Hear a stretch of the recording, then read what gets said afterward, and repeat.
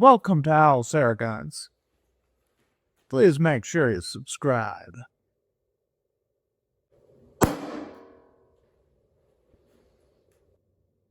Welcome to Owl's Air Guns. Hey, today we are doing a review of the Umarex TS 68. This is a double barrel 68 caliber CO2 powered air gun. It is capable of firing paintballs or any of the defensive 68 caliber rounds that are made today, including pepper balls. Manufacturer has described it as capable of supporting those, and I think that is perhaps what a lot of people are buying this to shoot. Now, to be honest, in its own right, it is a lot of fun as an air gun. I think what most of us will do with it in reality is a little plinking, a little target practice, generally having some fun with our own little sawed-off shotgun imitation here. As you can see, it has flip-up barrels. Just push a little button into there, flips them both up. Currently, we are empty. It does take a number of 68 caliber rounds. We'll go ahead and take a look at some of those. I got some of these solid rubber ouchie balls, I call them. And yeah, they're good for both target practice, plinking, and would potentially be handy in a home defense scenario. We'll leave that aside for a moment. Just talking about the gun itself, it is 19 3/4 inches in length. We'll go ahead and put it on our scale here in just a second, find out exactly what it weighs. One of the things I did want to show you is a very unique CO2 system that Umarex has designed into this gun, and they incorporate it in a number of their home defense-oriented airgun products. And it is a quick pierce system for CO2. Now, this airgun does operate off 12-gram CO2 cylinders, like we are used to. And let me go ahead and show you how it works and how we load it. The CO2 loads into the grip, which pretty standard business there. The CO2, however, goes in butt first with the neck towards the bottom. One thing we're going to do, as we do with many of our CO2 air guns, we're going to add a drop of Crossman powder gun oil. You can also use the Umarex chamber oil, a number of things like that. But this helps lubricate the system, keeps all of the O-rings lubricated and things like that. Will just help your air gun continue to perform longer. So the first thing we do is put on a drop of powder gun oil. Go ahead, slide it in there. Butt first, again. He said butt. Anyway, under there. Go ahead and thread that down. Once we have it all the way threaded, put your attention to the top of this. Notice how it's smooth right here? Well, I can go ahead and store the air gun just like this, and it's perfectly safe to do so. If anybody gets a hold of it, tries the trigger, nothing happens. The gun's not charged right now. Even if we did go ahead and put ammunition in it, still would not discharge. In order to discharge it when we're ready for use, we go ahead and strike the bottom of it like that. You'll notice that a little protrusion came up. It is our indicator that shows that the air gun is pressurized. It has a little red ring around it. We'll get a close-up of that for you. But the other cool part is if it's dark and I'm in a home defense scenario, I have a tactile indicator. I can feel that with my thumb here, tell that it is pressurized and that the gun is ready to fire. The only other safety on this gun is in the trigger. And that's what I would call a Glock style. I think that's where I first saw it, with this safety in a trigger design. As we showed before, the air gun is totally empty. Should be able to see it there. But we have pressurized it. So now, if I do pull the trigger, it will discharge. There you go. All right, so that was how we load the CO2 in it. As far as ammunition, we're going to be shooting the 68 caliber hard rubber balls, or ouchie balls as I like to call them, because yeah, if you were to accidentally or intentionally be shot with these, they would not feel good. I think they would sting a great deal. In all likelihood, they would deter you from whatever your intent was that caused you to get shot with them. We're going to go ahead and shoot those for practice. Also, may go ahead and shoot some of the powder balls. The powder balls are a practice version of pepper balls. They're loaded with talcum powder rather than the ouchie cayenne pepper and PAV as it mix that they're putting in the actual defense product.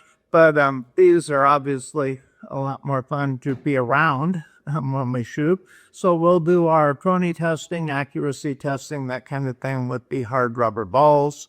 I am not a paintballer, so I will either be using these or the powder or the cayenne pepper balls when I'm shooting it. So we've seen how we load the CO2 in. Loading the ammunition is very straightforward. Loads like any breech loader.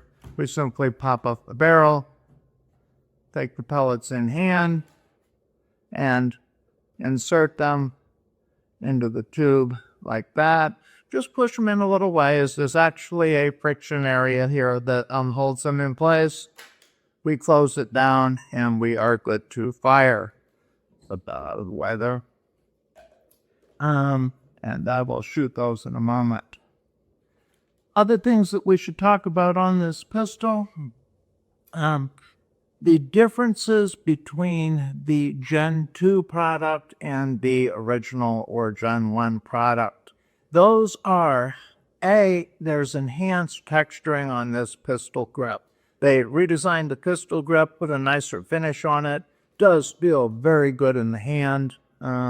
So yeah, I haven't played with the old one or handled the old one, but I would say this does have a very nice grip on it. So I'm sure that it was in fact an improvement.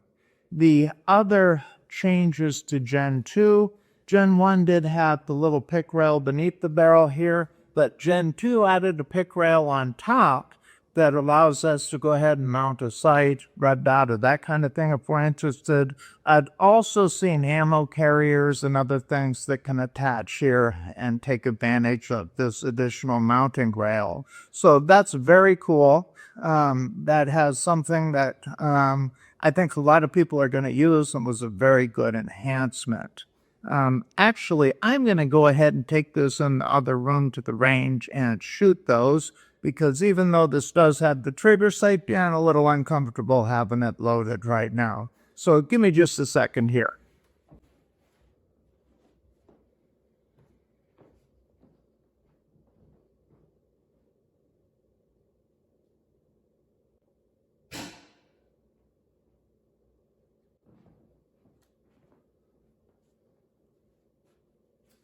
Okay, we are back and we have an empty air gun once again. I can show you, we are clear. Feeling much better about that. So back to the Gen 2 changes. Like I say, got an improved pistol grip, have the additional pick rail on top, and perhaps more importantly, they changed the quick pierce system. This is much easier to use and more reliable. As I understood it, the older system actually required an Allen key be used for part of the tightening and loosening of it.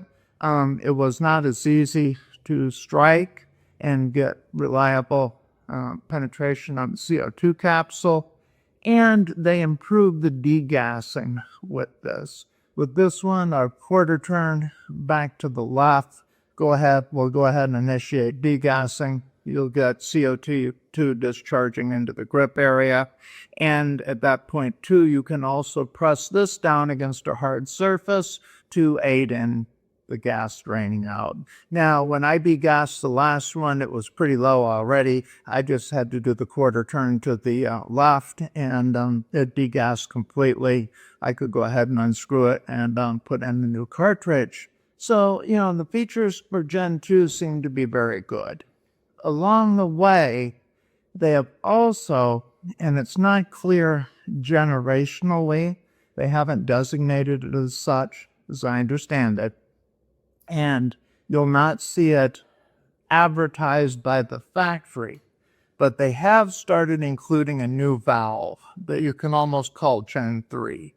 And I've not been inside of these, but if you do work on them, apparently this has some kind of screw-in valve on the new version. Long and the short of it being they're moving to a more robust valve system.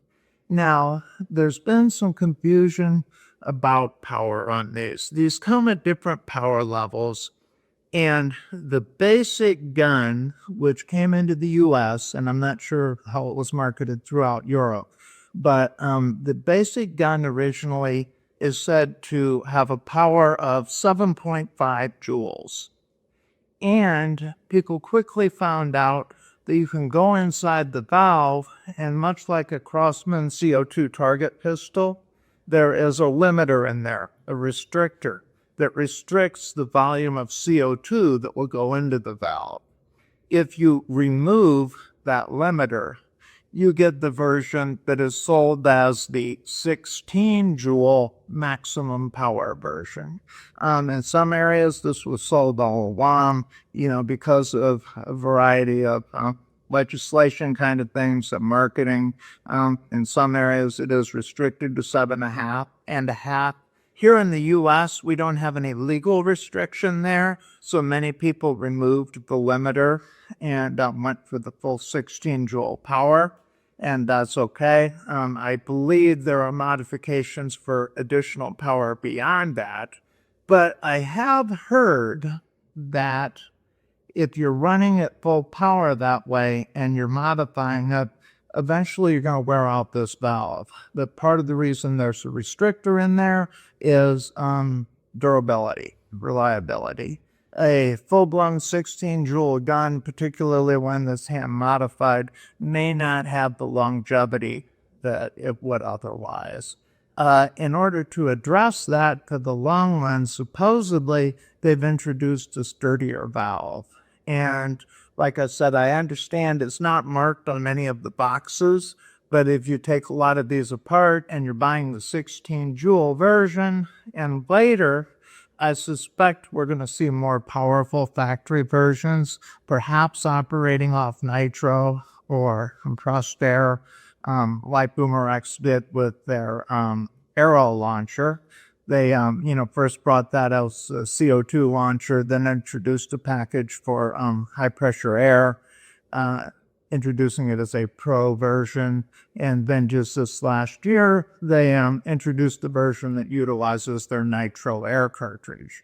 Will we see anything like that with this? I don't know, but the rumor mill says they have introduced a sturdier valve moving forward.